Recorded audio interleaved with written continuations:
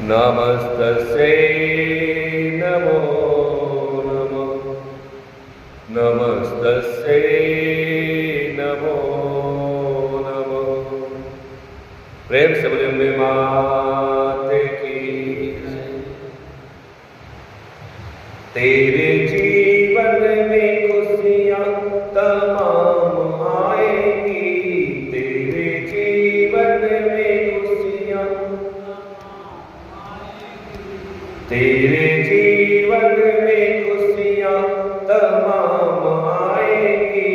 तेरे जीवन में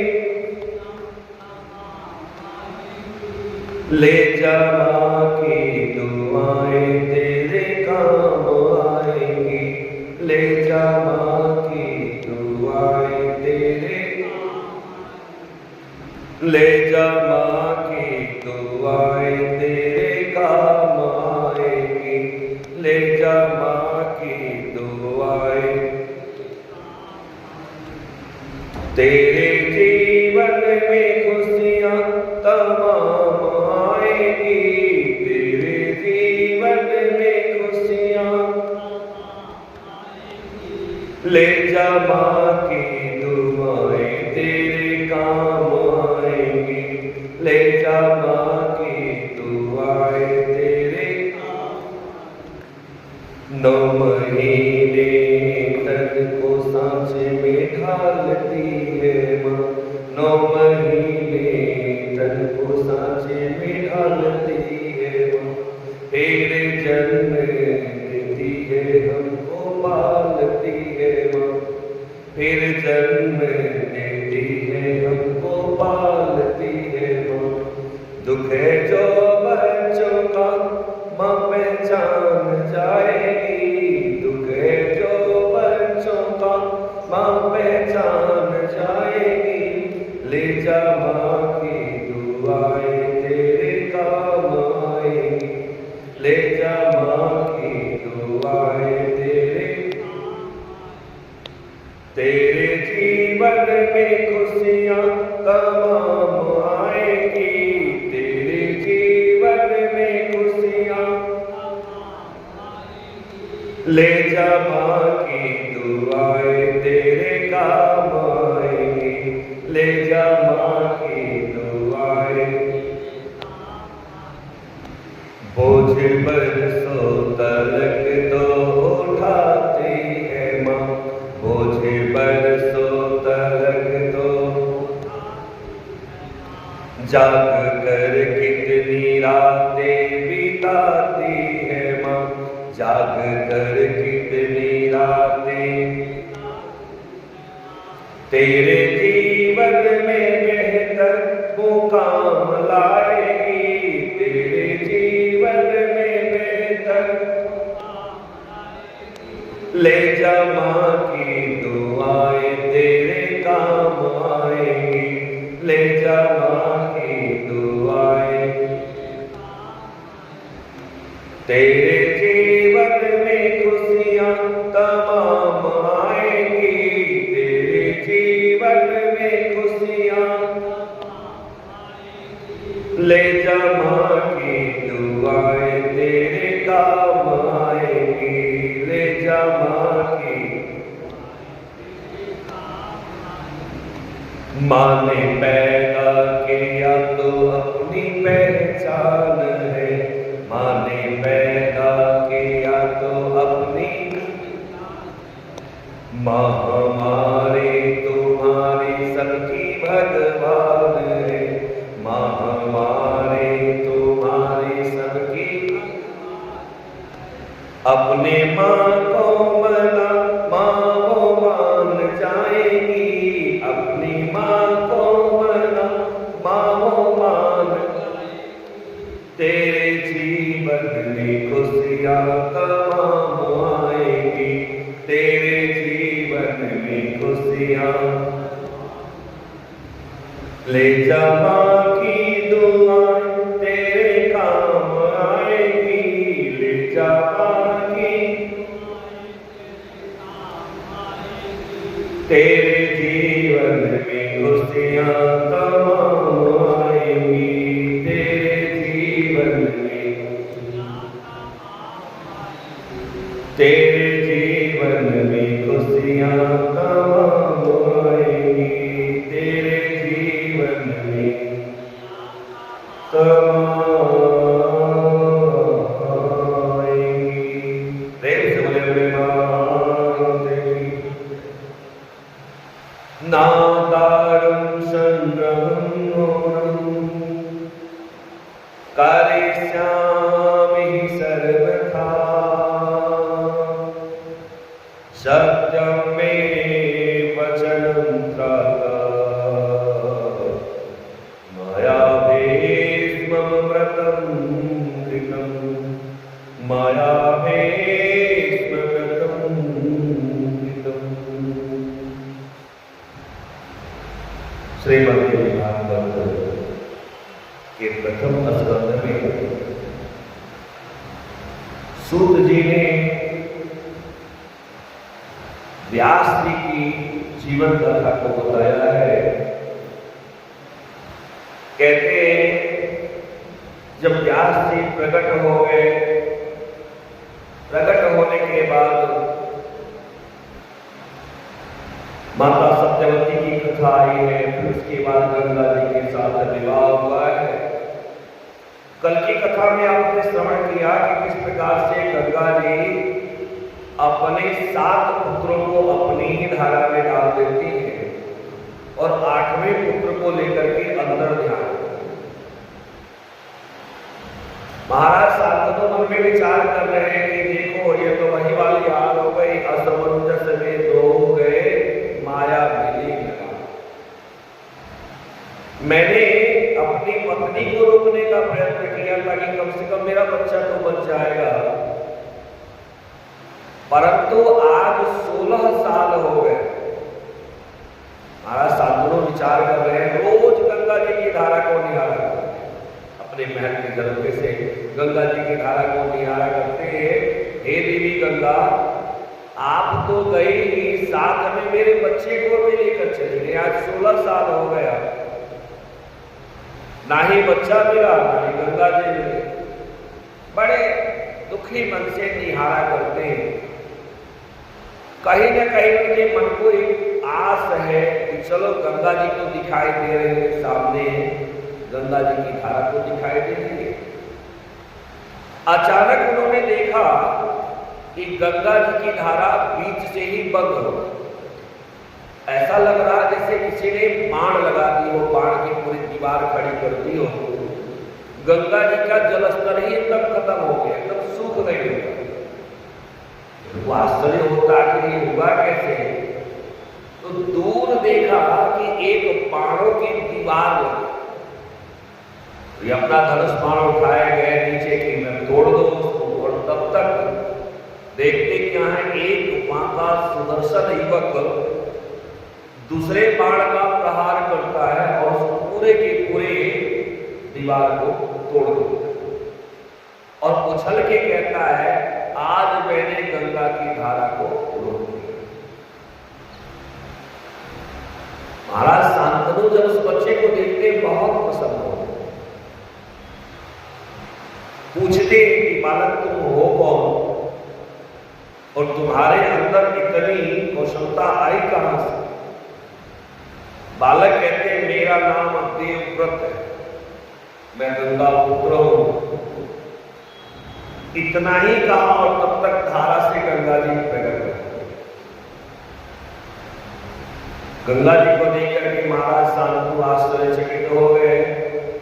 गंगा जी कहते हैं, महाराज अब क्या देख रहे हैं, वही आपका पुत्र है जिसे मैं आज से 16 साल पूर्व लेकर के अंतर ध्यान किया। इसे अस्त्र और शस्त्र की दीक्षा महर्षि परशुराम ने दिया। इसके सामने कोई टिक नहीं सकता।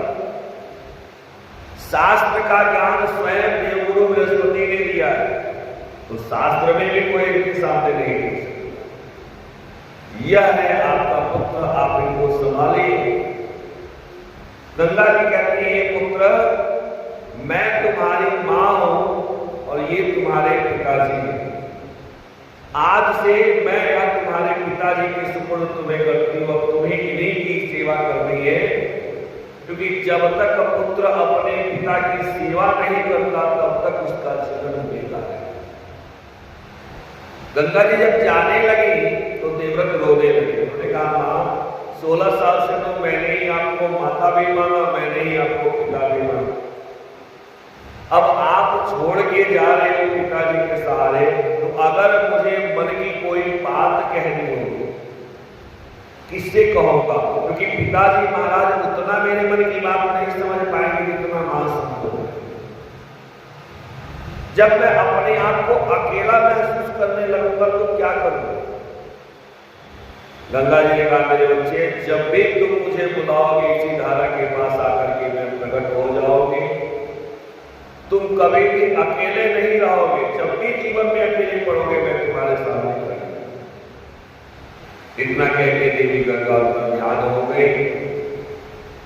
बड़े प्रेम के साथ महाराज शांतनु ने अपने पुत्र को गले लगाया, मस्तक चूमा, राज्य में लेकर के आए और उनको युवराज बनाया। घोषणा करने की आज से यही युवराज है, मेरे मरने के बाद राज्य। धीरे धीरे कुछ दिन व्यतीत होता है। एक बार की बात है, संयोग से महाराज शांतनु शिकार करने के लिए, तो शिकार की खोज में कुछ दूर चले गए। अचानक इनको कस्तूरी की सुगंध, उस सुगंध कस्तूरी की भी नहीं कह सकेंगे, कस्तूरी से भी अच्छी सुगंध है। तो इनको लगता है कि आखिर यह सुगंध है किसकी, कहां से यह आ रहा है? तो सुगंध का अनुसरण करके उसका पीछा करते करते पहुंचे कहां? गंगा जी के किनारे, जहां नाव में एक बड़ी सुंदर सी स्त्री है।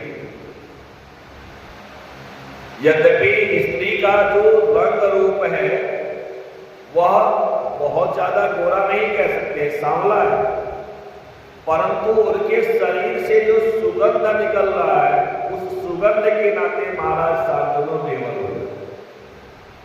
गए। उस स्त्री के पास कहा, देवी आप कौन हो, यहां पर क्या कर रही हो? तो उस स्त्री ने कहा कि महाराज मैं निषाद राज की कन्या हूं, मेरा नाम सत्यवती है, लोग योजन गंगा भी कहते हैं। शांतनु कहते हैं कि देवी मेरी बड़ी इच्छा है कि मैं तुम्हारे साथ विवाह करूं, यद्यपि मेरा एक विवाह हो चुका है, परंतु इस समय मैं विधुर हूं और मैं चाहता हूं कि आप मुझसे विवाह करो। सत्यवती कहती है, महाराज आप जैसा राजा मोहित चक्रवर्ती और सामने से आके परिणय प्रस्ताव रख रहा है तो मना करने का तो प्रश्न ही नहीं उठता, परंतु मैं स्वतंत्र नहीं, मैं परतंत्र हूं। मेरे पिताजी जिसके हाथ में मेरा हाथ दे देंगे उसी के साथ मेरा विवाह हो जाएगा। यद्यपि जैसा आपने कहा, अगर आपको मुझसे प्रेम है तो आपके स्वरूप को देखकर मुझे भी आपसे प्रेम हो, परंतु वह प्रेम एक तरफ और माता पिता का आशीर्वाद दूसरी तरफ। जब तक पिताजी का आशीर्वाद नहीं मिलेगा तब तक किसी भी हालत में हम विवाह नहीं कर सकते। गए महाराज शांतनु निषाद राज के यहाँ। निषाद राज बड़े प्रसन्न हुए, अरे वाह आज तो राजा आए, बहुत प्रसन्न हो गए। वाद्य अर्घ आदि से सम्मान किया, हाथ जोड़ते कहते महाराज कैसे पधारे जरा ये तो बता लीजिए। निषाद राज की बात को सुन के महाराज शांतनु कहते, देखिए मैं महाराज शांतनु और मैं चाहता हूं कि मैं आपकी पुत्री से विवाह करूं, और जिस प्रकार से रानियों का सम्मान मिलता है उसी प्रकार से उनको भी सम्मान मिलेगा और वह महारानी बनकर रहेगी। निषाद राज ने कहा, बात तो ठीक है आपकी, लेकिन जहां तक मैं जानता हूं आपका विवाह हो चुका है और उस विवाह से एक पुत्र भी है। कहा पुत्र तो है लेकिन इस समय वह स्त्री मेरे साथ नहीं है, तो आप एक तरह से मुझे विधुर कह सकते। निषाद राज कहते हैं महाराज वो सारी बातें स्वीकार है, लेकिन मैं चाहता हूं कि जब मेरी पुत्री का विवाह हो तो मेरा जो दौहित्र हो, मेरा जो नाती हो, वही आपके बाद राजा बनना चाहिए। महाराज शास्त्रों कहते हैं कि आप मांग भी रहे हो तो क्या मांग रहे हो, जरा सोच के विचार करो।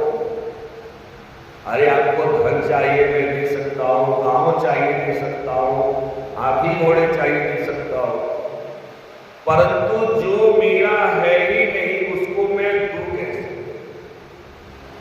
सुंदरकांड में एक जगह आता है, जब विभीषण जी भगवान श्री राम से मिलने के लिए गए तो जाते ही भगवान श्री राम ने विभीषण जी का राज तिलक किया। उस समय गोस्वामी तुलसीदास जी कहते हैं जो संपदा रावण दिन दिए दसमान और सोई संपदा विभीषण सकुच दीने रखो, है ना। तो ये संकोच क्यों है, तो विचार किया संकोच क्यों है। भगवान को संकोच तीन कारण। पहला कारण यह है कि भगवान सोच रहे हैं कि मैंने इनका राज तिलक तो कर दिया, परंतु अभी लंका पर हमने विजय कहां प्राप्त करी। अब लंका पर विजय प्राप्त होगा कि नहीं होगा ये तो भविष्य के कर्तव्य है, और मैंने इनका राज तिलक कर दिया तो जो संपत्ति मेरी नहीं है उसको भी मैंने देने के लिए कह। पहला संकोच।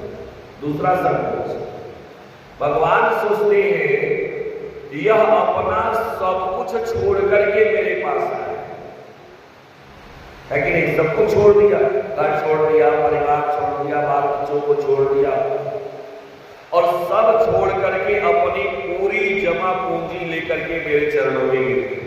तो मेरा कर्तव्य बनता है कि मैं भी अपना सारा पूंजी इनको दे दूं, लेकिन दे क्या रहा हूं, एक छोटा सा राज।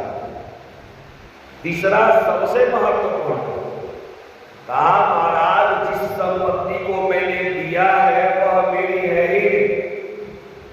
किसी ने कहा अच्छा मान लीजिए प्रभु आपने विभीषण जी को लंका का राज्य तो दे दिया, और अगर कभी रावण की बुद्धि घूम जाए और जैसे विभीषण जी आपके शरणागत में आ गए वैसे रावण भी चला गए, तब क्या करेंगे। ये भी संकोच है। भगवान कहते हैं पहली बात तो है कि रावण तो आएगा ही नहीं ऐसे शरणागत बनने के लिए, परंतु अगर आ गया तो लंका का राज्य तो विभीषण के पास ही रहेगा, वो राज्य तो विभीषण के पास ही रहेगा। मैं रावण को अपना अयोध्या का राज्य, तो यह भी संकोच है। जो चीज हमारी है ही नहीं, अगर उसको हम किसी को दे रहे तो 100 बार सोचना पड़ेगा वो हमारी है क्या, तो दे तो सब कुछ लिए रखना। वही चीज यहाँ पर है। महाराज शांतनु कहते हैं कि मैंने पहले ही अपने पुत्र को युवराज बना दिया। युवराज बनाने का मतलब ये मेरे बाद वह राजा बनेगा। अब जब मैं वह अधिकार किसी को दे चुका हूं तो फिर कैसे मैं कहूं कि आपका नाती ही राजा बनेगा, यह तो संभव नहीं है। तो निषाद राज का अगर संभव नहीं है तो क्षमा करें, मैं भी जो है अपनी पुत्री का विवाह आपसे नहीं चले आए, बड़े उदास मन से चले आए। राजा शांतनु घर में आ गए, लेकिन उनका मन जो है वही गंगा जी के किनारे ही। अब बड़े उदास मन से रहते हैं। पुत्र ने पूछा भी कई बार क्या बात है पिता महाराजा बड़े उदास है, अब कैसे बताना कि मैं विवाह करना चाहता हूँ। कोई पिता बता पाएगा अपने पुत्र से मैं विवाह करना चाहता हूँ, तो कुछ बताया नहीं, कहा देखो हो सकता है कोई चिंता आपको लग रहा हो, तो ऐसे कोई बात नहीं। देवव्रत मंत्री से पूछती है कि बात क्या, पिताजी इतने उदास क्यों है। मंत्री ने कहा कि हो सकता है राजा को बहुत सारी चिंताएं रहती है, कोई चिंता और जिसके कारण से वो परेशान है। कहा ना ये चिंता वैसे नहीं, राज्य की चिंता नहीं, कोई दूसरा कारण होगा, पता करते हैं। तो कैसे पता कर? संजोग से कहा, मंत्री बड़े अनुभवी मंत्री थे, उनको बुलाया, कहा कि एक काम करो, आप जाके उनके मन की बात करो। तो मंत्री गए, वो भी अच्छे से पता नहीं कर पाए, वो सबसे पता लगवाया कि महाराज गए थे निषाद राज के यहाँ और वहां पर उनकी कन्या से विवाह करना चाहते हैं।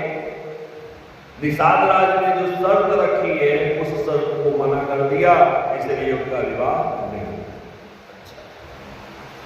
कुछ दिन टीका, बहुत गहरी चिंता में देखा देवव्रत ने, तो बहुत बुरे दिन लगे। आखिर पिताजी बताइए, तो कुछ तो बात हो, कोई भी बात अपने मन की हो आप बता दीजिए। ऐसे पुत्र का जन्म लेना बेकार है जो अपने पिता के दुख को दूर न कर सकता।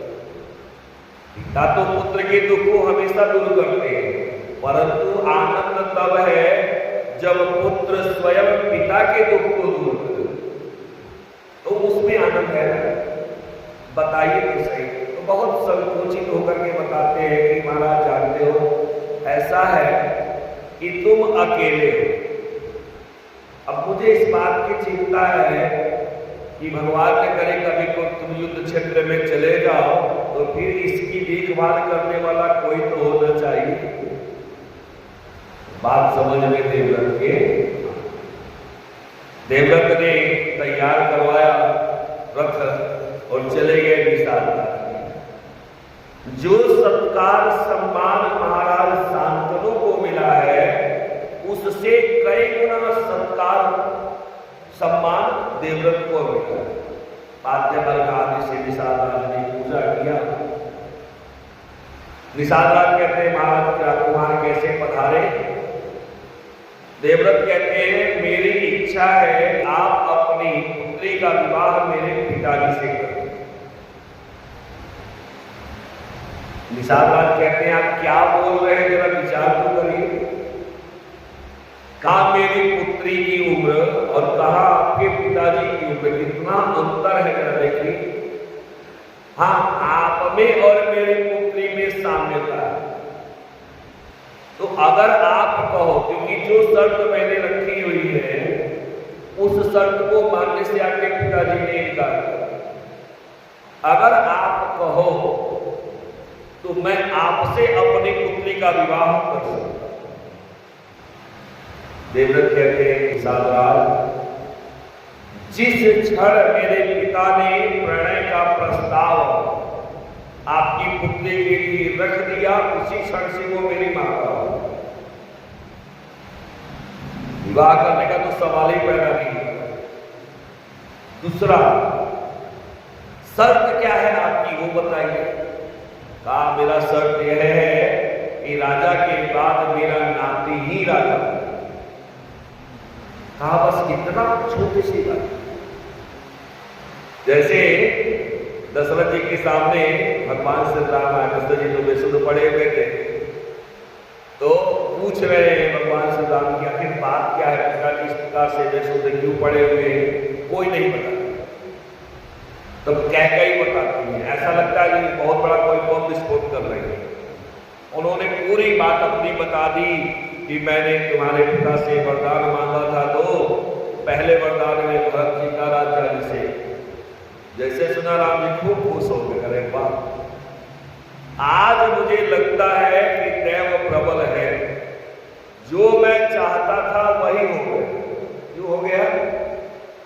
भगवान राम कहते हैं, रघुवंश की बहुत बड़ी प्रभुता है, लेकिन एक ही कमी है कि चारों भाई एक साथ खेले, एक साथ पले, एक साथ बड़े हुए और राज्याभिषेक बड़े भाई को। तो ये बात भगवान आपको खल रहा, हम लोग दोनों को लेकर चल रहे हैं। परंतु आज जब कैकेयी जी ने कहा कि मैंने पहला वरदान मांगा कि मेरे पुत्र भरत का राज्याभिषेक, भगवान को प्रसन्न हो गया। बाबा बहुत अच्छा मां, आपने तो मेरा उद्धार कर दिया, ये तो बहुत अच्छी बात है। मैं खुद चाहता हूं कि भरत को अभिषेक हो, राज्याभिषेक हो जाए। कहा दूसरा वरदान तो सुनो, कहा बताइए। दूसरा वरदान मैंने मांगा कि 14 वर्षों तक आप आपको तपस्वी देश में रहना, आपका नगर में जाना वर्जित है, आपका गांव में जाना वर्जित है, आप किसी भी राजा से मित्रता भी नहीं कर सकते, कुछ भी नहीं कर सकते, ये सब चीजें वर्जित है। तो भगवान आप सब सुनिए तो बोले बस इतना। अच्छा बताइए, कोई आपको ढेर सारा उपालव देने आवे, कोई अपशब्द कहने आवे या आपकी भर्त्सना करे और आप सब सुन लो तो बोलो बस इतना ही, तब वो क्या करे? कैकेयी जी कंफ्यूज हो गए, अरे बाप रे बाप, बताओ मुझे तो लगा मैंने इतना बड़ा बम फोड़ा है कि पूरे राज्य परिवार में भूकंप आ जाएगा, और ये महाराज तो बोल रहे बस इतना ही। कैकेयी जी की बुद्धि की अस्थिर बुद्धि, स्थिर बुद्धि नहीं है। कैकेयी जी भी भ्रमित हो गई, उनका मन भी डूब गया, कहा हाँ राम मैं शपथ लेके तुम्हारी कहती हूँ, बस इतनी ही बात है और कोई बात नहीं है। तो इसी प्रकार से गंगा पुत्र कहते हैं, जब निषाद राज ने कहा मैं चाहता हूं कि यह राज्य केवल मेरे नाती को मिले, गंगा पुत्र ने कहा बस इतना ही, कहा बस यही बात है, और आपके पिता ने उस बात को मानने से मना कर, कहा ठीक ही मना किया, जब उन्होंने राज्य मुझे दे दिया है तो कैसे दे सकते हैं, वह उनके अधिकार में ही नहीं है, लेकिन मेरे अधिकार में है। आप निश्चिंत रहो, मैं आपको वचन देता हूं कि चाहे कुछ भी हो जाए मैं राजा नहीं बनूंगा, आपका नाती ही राजा बनेगा। मैं आजीवन जो भी राज्य गद्दी पर बैठेगा उसकी रक्षा करूंगा, मैं राजगद्दी से अपने आप को कहा वो तो ठीक है, आपके वचन पर विश्वास है, लेकिन जब आप विवाह करेंगे तो जैसे आप वीर हैं वैसे आपका पुत्र भी वीर होगा, तो वह तो एक क्षण में लड़ करके मेरे नाती से राज्य छीन लेगा, तब क्या होगा, फिर लड़की वैसे। अब की बात गंगा पुत्र ने कहा है, नागार संग्रह करिष्यामि सर्वथा, सत्यं मे वचनं त्राता, मया भीष्मं व्रत कृतं। आज मैं भीष्म प्रतिज्ञा करता हूं, हमको लगता है भीष्म का मतलब अटल ही होता। आज मैं भीष्म प्रतिज्ञा करता हूं, मैं जीवन में कभी भी विवाह नहीं करूंगा, यह मेरा वचन सत्य है। और जैसे ही इस बात को कहा, देवता लोग आकाश में खड़े होकर फूल की वर्षा की, धन्य हो पुत्र धन्य हो। संसार में कितने ही ऐसे पुत्र हैं जो अपने सुख के लिए, अपनी सुविधा के लिए पिता की इच्छाओं का गला घोट देते, लेकिन तुम ऐसे पहले पुत्र हो जो अपने पिता के सम्मान के लिए, उनकी इच्छा पूर्ति के लिए अपने जीवन भर की सुख का त्याग कर दिया। इसलिए आज से हम आपको भीष्म के नाम से, जब इस प्रकार से संकल्प किया था हमारा, अब तो आप अपनी पुत्री को भेज सकते हैं, कहा बिल्कुल। सत्यवती को तैयार करके विदा कर दिया। जब सत्यवती आने लगी तो रास्ते में उन्होंने गंगा पुत्र से कहा, एक ही रथ पे दोनों लोग आ रहे, गंगा पुत्र से कहा कि हे गंगा पुत्र थोड़ी देर के लिए रथ रोकिए, एकदम बिल्कुल निर्जन है जगह है, सन्नाटा है, चारों तरफ से केवल वास्ता दिखाई दे रहा है, रुक गए। गंगा पुत्र ने कहा क्या है माता, कहा मैं कुछ करना चाहती हूं जो शायद हस्तिनापुर जाने के बाद में नहीं कर। रुक गए, नीचे उतरी, गंगा पुत्र भी नीचे उतरे, सत्यवती भी नीचे उतरी, और नीचे उतरने के बाद गंगा पुत्र को प्रणाम करने के लिए आगे बढ़े। जैसे ही चरण में झुकना चाहा, गंगा पुत्र पीछे हट गए। मां ये क्या कर रहे हैं, क्या मैं इतना बड़ा पापी हूं कि मेरी मां को मानना पड़ेगा। क्या मैं इतना बड़ा पाप किया? सत्यवती कहती है नहीं पुत्र, वास्तव में संसार में ऐसे पुत्र बिरले ही मिलते हैं जिनके गुणों के आगे स्वयं माता पिता को भी झुक जाता। क्योंकि ऐसे तो बहुत सारे पुत्र हमें मिल जाएंगे जो अपने स्वार्थ के लिए, अपने सुख साधन के लिए माता पिता के ऊपर कुपाला करेंगे, आपने हमें ये नहीं दिया, आपने हमें वो नहीं दिया। कितने सारे ऐसे पुत्र मिल जाएंगे जो संपत्ति के लिए माता पिता के ऊपर केस तक कर देते कि नहीं करते? तो क्या वो जो संपत्ति है, वो जो जमीन है, वो साथ में लेके चले जाएंगे? अगर माता पिता नहीं लेके जाएंगे तो क्या बेटा साथ में लेके जाएगा? लेकिन यह बात बेटा बार बार कहता है कि भाई संपत्ति पर कुंडली मार के बैठे हो, क्या साथ में लेके जाओगे? अब वहीं पर कोई पूछ ले, मेरे बच्चे मैं तो साथ लेके नहीं जाऊंगा, तुम्हारे लिए ही छोड़ूंगा, लेकिन तुम बताओ, तुम जो संपत्ति के लिए इतना मेरे ऊपर प्रहार कर रहे हो या मेरे मर्म स्थान को भेद रहे हो, क्या तुम संपत्ति साथ लेके जाओगे? संपत्ति तो साथ लेके कोई नहीं जाने वाला। मैंने उस संपत्ति के लिए अपने माता पिता के ऊपर तो उपलाभ नहीं किया, उनको प्रकटित नहीं किया, परंतु तुम संपत्ति को पाने के लिए जिस कदर बेचैन हो। अभी कल ही आपको आश्चर्य होगा, मैं मोबाइल देख रहा तो एक रील आया, कोई किसी की पत्नी मर गई, उसको डेड बॉडी को लेके जलाने के लिए जा रहे हैं, चिता तैयार हो गई। अब उस चिता पे डेड बॉडी को रखने वाले हैं तो उसका पति आया, पहले लौट गया चिता पे, बोला भी नहीं जलाने। लोगों ने पूछा क्यों नहीं जलाने? कहा इनके पास पता नहीं कितने किलो पहले चांदी था, वो चांदी का गहना वगैरह जो भी है वो मुझे मिल नहीं रहा है। जब तक उस गहने का बंटवारा नहीं और चांदी का हिस्सा नहीं लगेगा तब तक मैं इस पार्थिव शरीर को जला नहीं।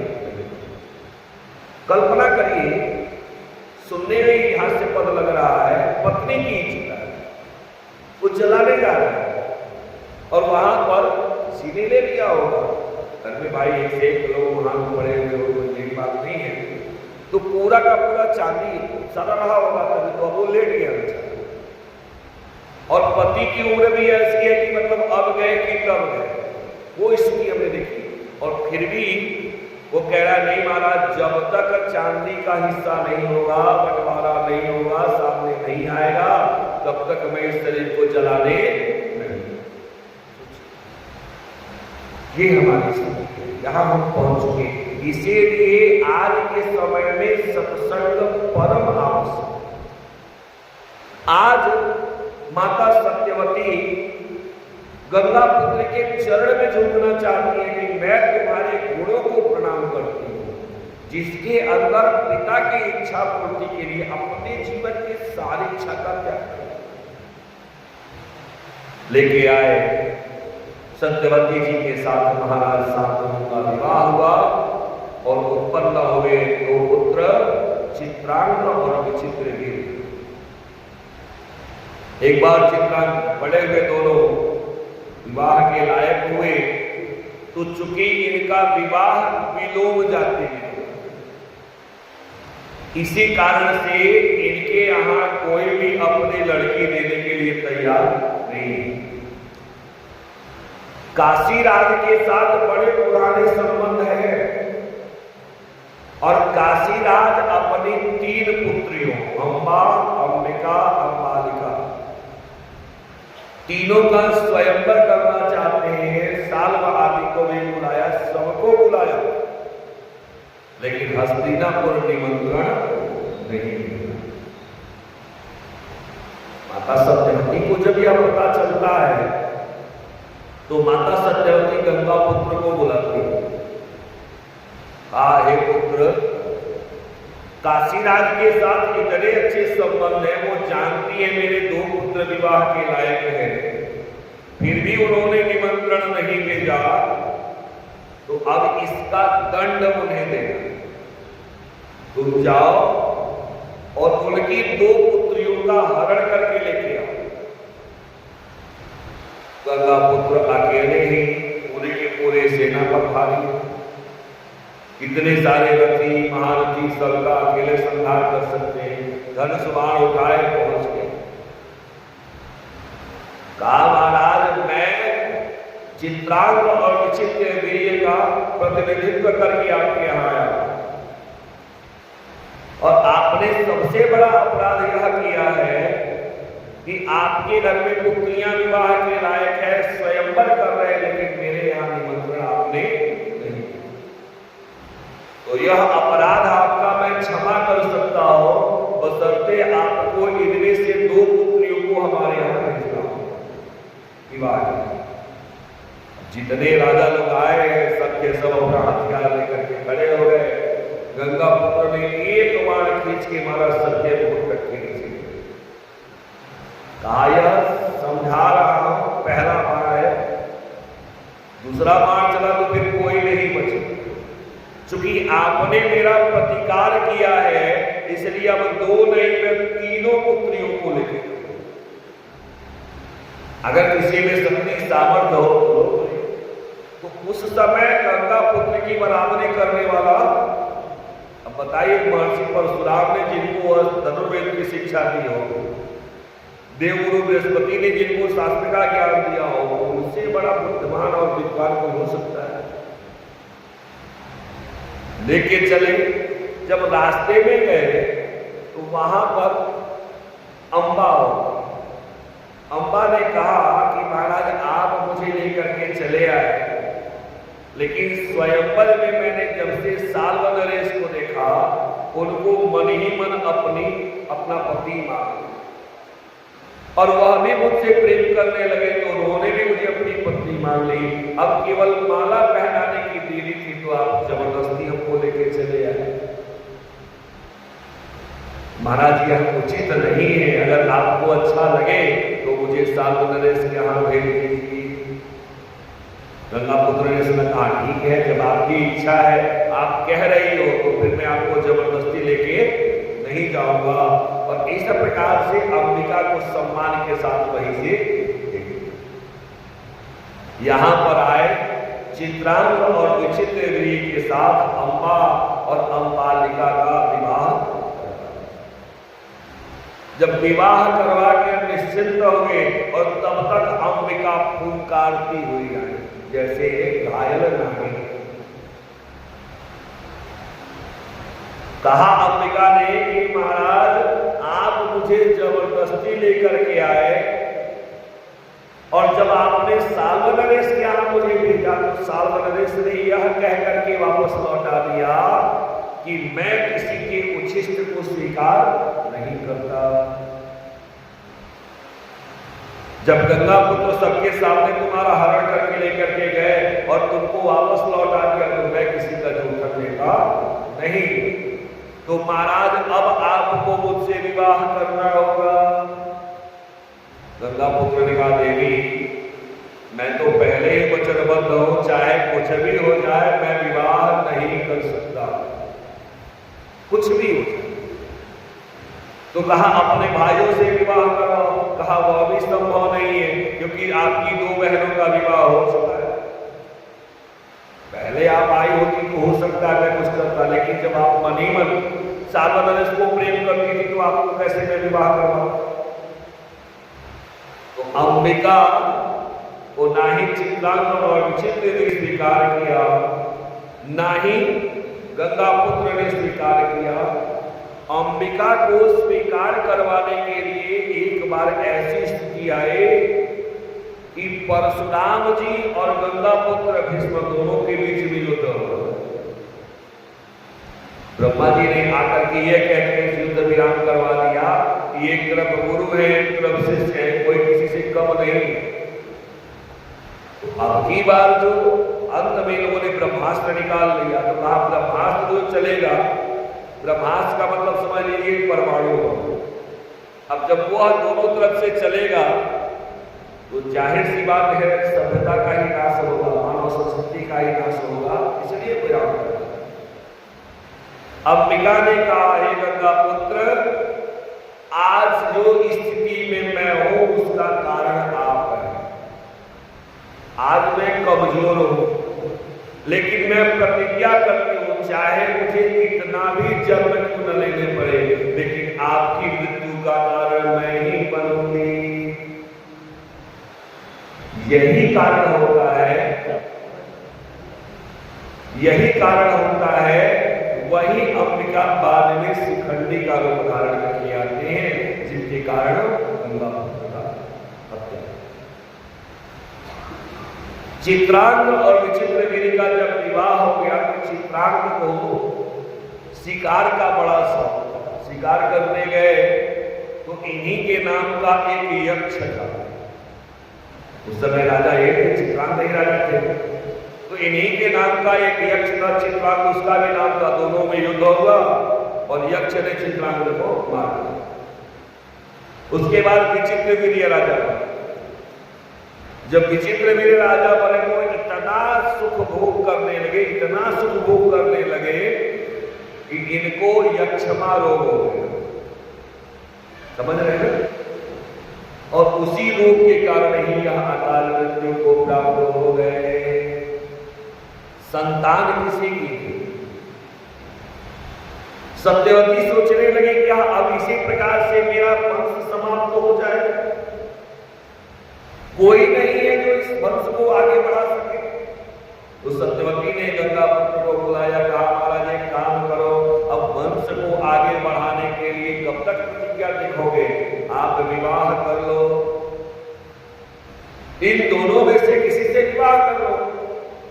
कहा मां मैं वह भी नहीं कर सकता क्योंकि मैं वचन बद्ध हूं। चाहे वंश रहे और चाहे नहीं रहे, मैं अपनी प्रतिज्ञा तोड़ने वाला। कहा कोई बात नहीं, नियोग प्रथा के द्वारा संतान की उत्पत्ति करो। कहा मां मैं वो भी नहीं कर सकता, जब मैंने मन से ही मान लिया है इस संसार की जितनी स्त्रियां हैं वो सारी की सारी मेरी मां है, तो कैसे मैं यह कार्य कर सकता हूं? यह भी नहीं करूंगा। जब दोनों तरफ से हाथ खड़े कर लिए तो सत्यवती ने कहा अब आप चले जाओ मेरे उस पुत्र के पास जो कभी भी किसी भी परिस्थिति में मेरी बात को काट नहीं सकता। गंगा पुत्र की मां कौन से पुत्र के पास? कहा मेरे पुत्र व्यास हैं, उनके पास जाओ और वहीं से संदेशा देना, वह जरूर मेरी इच्छा। गंगा पुत्र बड़े आश्चर्यचकित हुए, आए व्यास जी के पास। व्यास जी को प्रणाम किया। व्यास जी को देखते ही समझ गए। कहा चलिए आपको मां ने बुलाया है और हो सकता है ऐसी बात वो करने के लिए कहें जो आप शायद मना कहेंगे। व्यास जी का नहीं, मैं नहीं मना, आपने इसलिए मना कर दिया क्योंकि वह आपकी मां नहीं है, और मैं इसलिए मना नहीं कर सकता क्योंकि वह मेरी माता है। और पुत्र का सबसे बड़ा धर्म है कि माता पिता की आज्ञा को स्वीकार करना, चाहे वह धर्म हो अथवा अधर्म। हमारे पास इतना अधिकार नहीं कि हम बता सके कि धर्म क्या है, अधर्म क्या है, उचित क्या है, अनुचित क्या है। वो अधिकार किसके पास है? हमारे माता पिता के पास। माता पिता ने जो बात कही हमें उसको स्वीकार करना है, चाहे हमारा मन माने या न माने। व्यास जी आए। व्यास जी से माता सत्यवती ने प्रार्थना करी, पुत्र मैं चाहती हूं कि नियोग प्रथा के द्वारा तुम आशीर्वाद दो ताकि मेरी बहुओं को संतान की प्राप्ति। ठीक है, कहा कोई बात नहीं मां, मैं ठीक 12 बजे रात्रि को दूसरा वेश धारण करूंगा और उस समय आप जिस भी बहू को भेजेंगे उसको आशीर्वाद दें, और जिस भावना के अनुरूप होकर के वह मेरी सेवा करेंगी उसी प्रकार से संतान की प्राप्ति। 12 बजे रात को ध्यान में बैठे, ध्यान में जैसे बैठे पूरा इनका जो स्वरूप है वो विवर्ण हो, मतलब जो पहले स्वरूप था वैसा नहीं, एकदम बिल्कुल डर लगने वाला स्वरूप हो गया।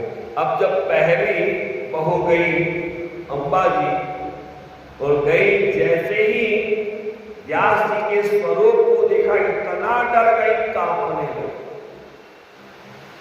सूत जी कहते हैं वास्तव में जीव की सबसे बड़ी कमी यही है कि जीव सामने वाले का बाह्य स्वरूप देखता है, इसीलिए कष्ट है, इसीलिए ईर्ष्या है, इसीलिए दुख है, इसीलिए क्रोध है, इसीलिए मोह है।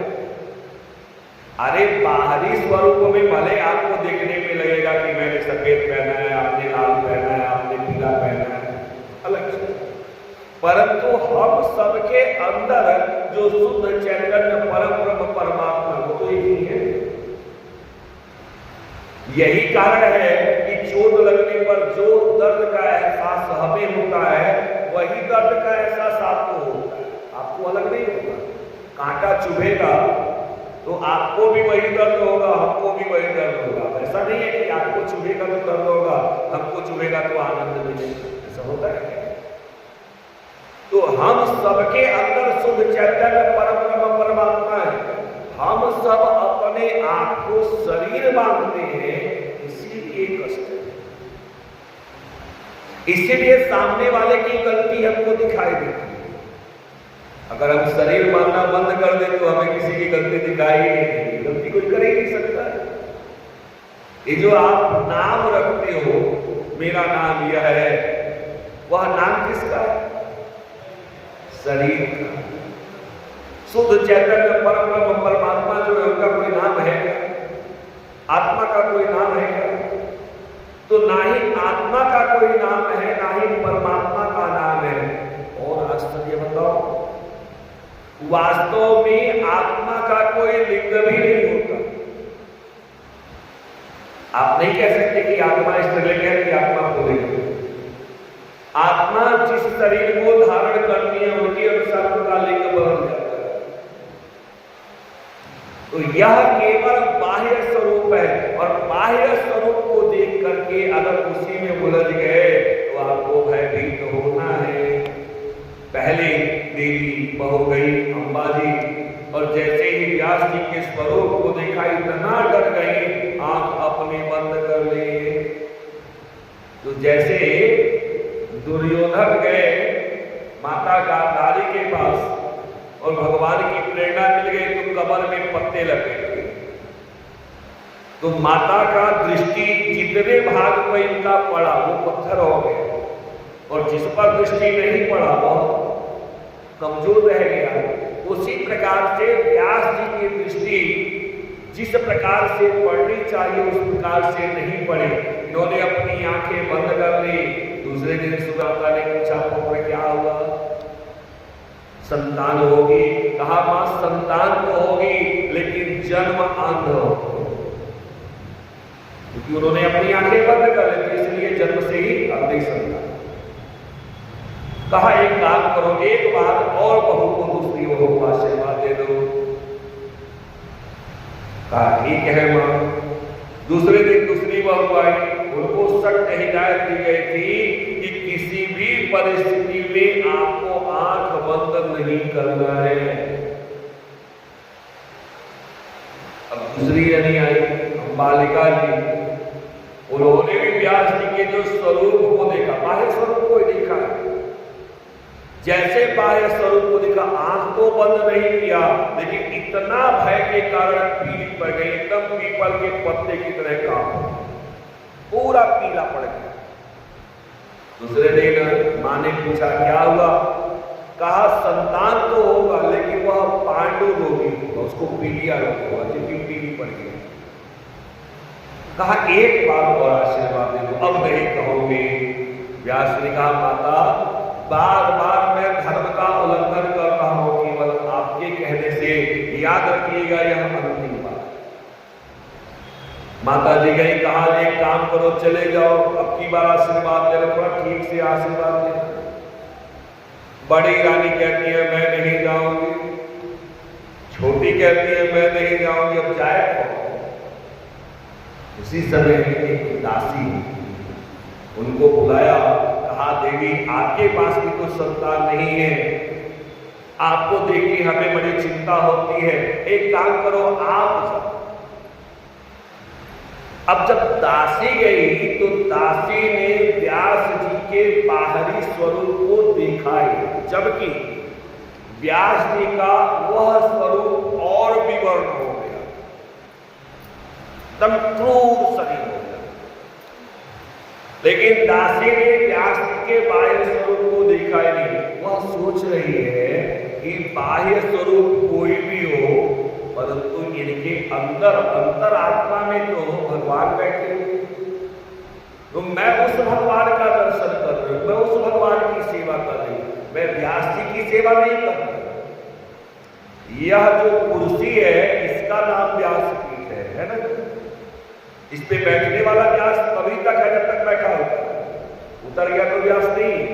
तो वास्तव में जो आंतरिक स्वरूप है, जो उसका ध्यान करेगा वह कभी भयभीत नहीं होगा, खूब प्रेम से उसकी सेवा। परिणाम स्वरूप आशीर्वाद दिया, कहा इस स्त्री को जो संतान होगी वह सबसे बड़े ज्ञानी, बुद्धिमान और धर्म को समझे। इस प्रकार से धृतराष्ट्र, पांडव और विदुर जी का जन्म। चूंकि धृतराष्ट्र जन्म से ही अंधे हैं, इसलिए गंगा पुत्र भीष्म ने पांडव को राजा बना दिया। अब राजा तो बन गए, पीलिया रोग है। कुछ समय व्यतीत हुआ, धृतराष्ट्र का विवाह भी दो होता है। एक विवाह होता है गांधार नरेश सुबल की पुत्री गांधारी से, और दूसरा विवाह एक वैश्य होते हैं, उनकी पुत्री है, उसके साथ उनका विवाह होता है। और वैश्य की जो पुत्री है, इसको ऐसा कहा गया है, उससे एक ही संतान हुआ जिनका नाम युत्सुब, और बाकी से गांधारी से 100 पुत्रों की प्राप्ति हुई है। तो हमें भले लगता है कि कौरव 100 थे, लेकिन कौरव 101 थे, कौरव 101 है।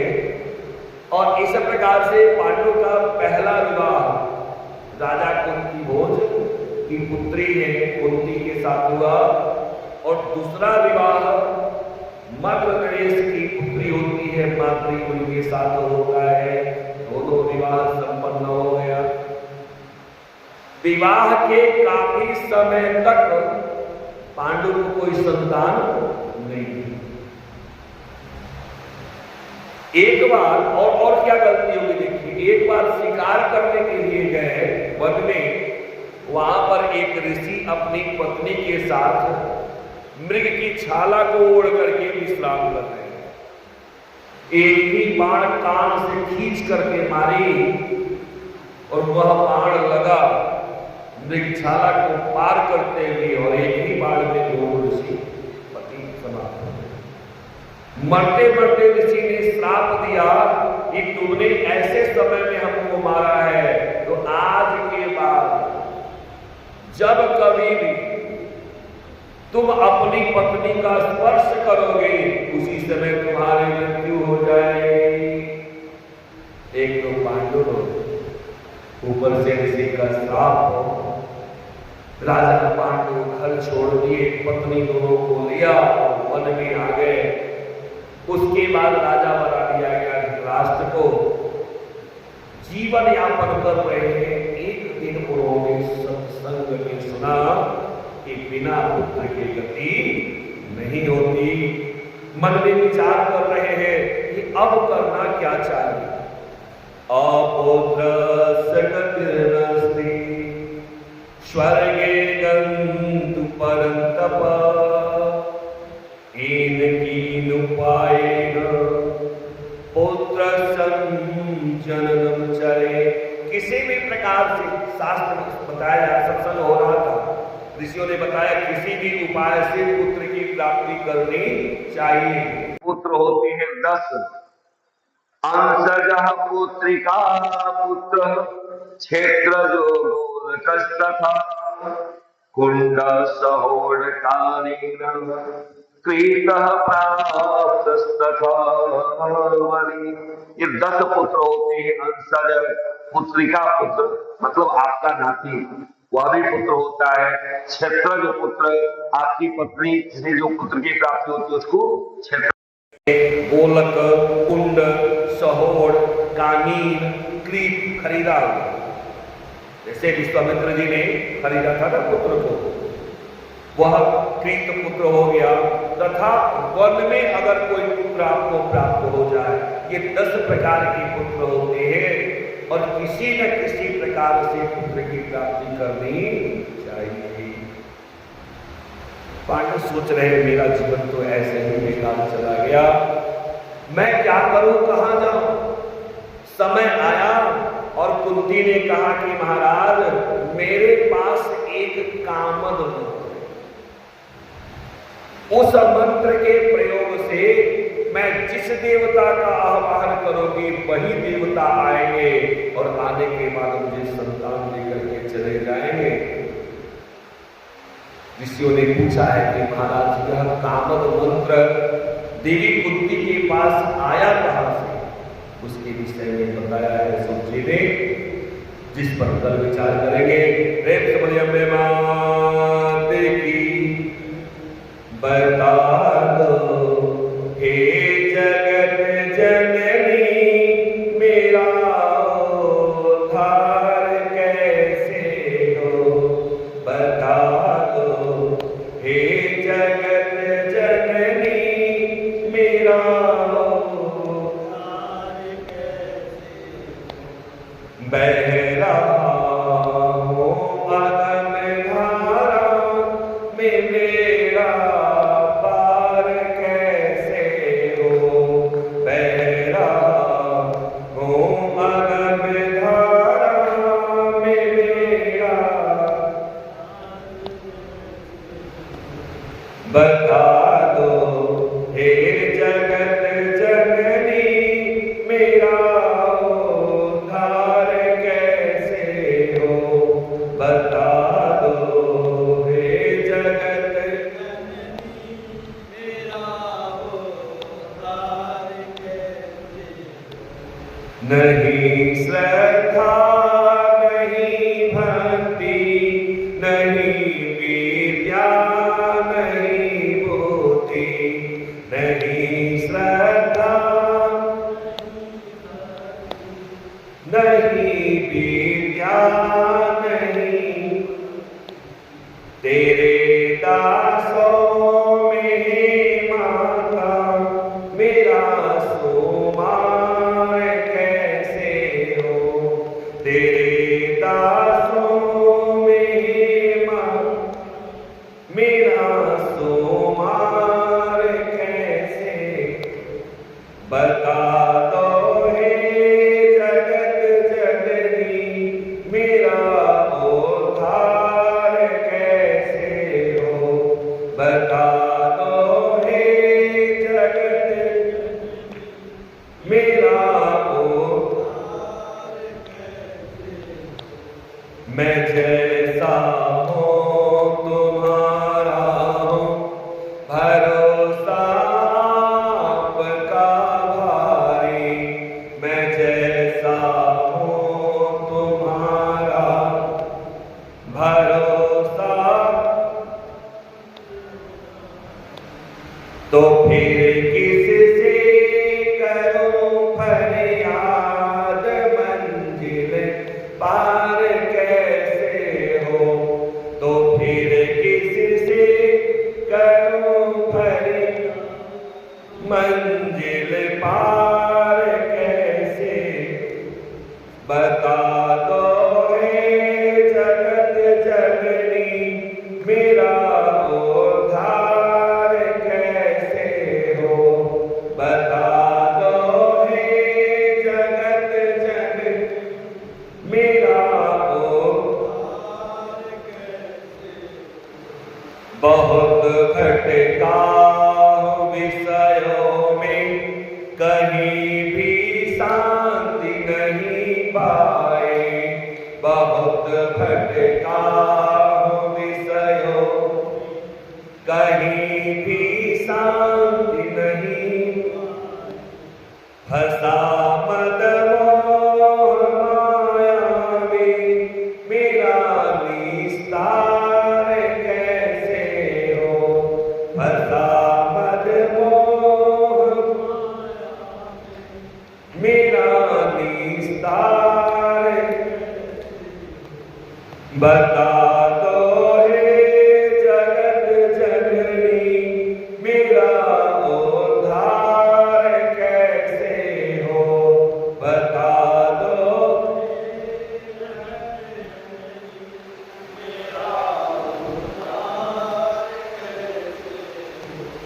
यही विनती है सेवक की, जगत को प्रेम में देखो, यही विनती है सेवक, जगत को प्रेम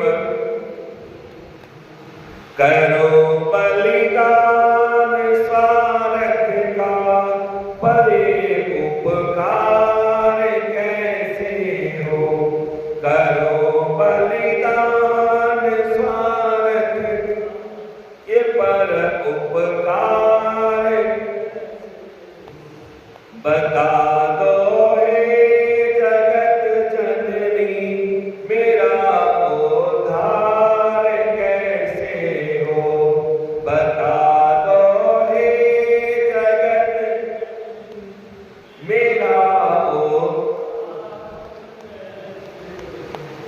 बह रहा हूँ अगम धारा में, मेरा पार कैसे हो, बह रहा हूँ अगम धारा में, मेरा बता